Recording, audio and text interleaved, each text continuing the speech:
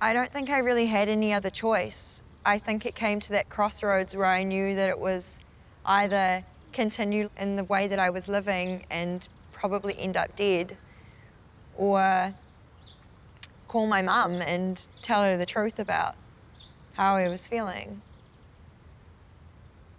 I had a lot of phone calls and text messages all through the night. It came to a point where I would dread picking up the phone because I didn't know what the next problem was, what emotional crisis we were going to end up in. And I remember her telling me about panic attacks, and I'd never really heard about them before. And she described to me what it was like. And I started to wonder whether she was on drugs. I don't really remember the conversation, but I'm pretty sure she just knew already what was going on.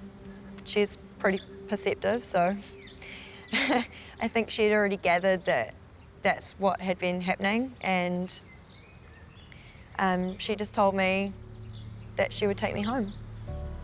She'd rescue me. I knew that things were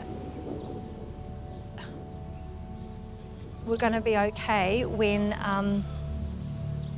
I actually picked her up, told her she was coming home.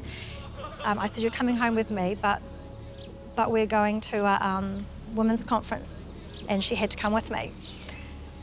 So she came to that, and she walked in, and I could see that she was feeling good, you know. And as soon as the worship started, she said to me, "I feel like I've come home." And I hadn't seen it for so long, and I knew it was genuine, and I knew we were going to be okay. It was really scary because I knew that it meant that I would have to focus on getting well.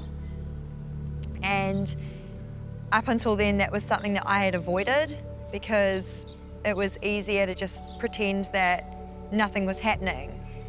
She worked really, really hard to get out of this. She worked really hard to change what needed to be changed in her, and it wasn't easy for her, but she worked hard and she did it, and I really, really am proud of her. I definitely couldn't have recovered without my mum because she was my hope. She was my praying mama. And when I wasn't able to see a future for myself, she could see it for me. It definitely didn't happen overnight. It was a really long, hard part of the journey. It's hard to own up to the things that you've done, but I can say, like, now on this side of it, that it was definitely worth it. The most important thing in that moment for me was reaching out to someone, someone that I knew cared about me and who wanted the best for me. And my mum was that. One day, I can't remember what happened, but I just remember coming home and I went to my diary and I just said, "Hallelujah, I've got my daughter back. At long last, she's back. She's home."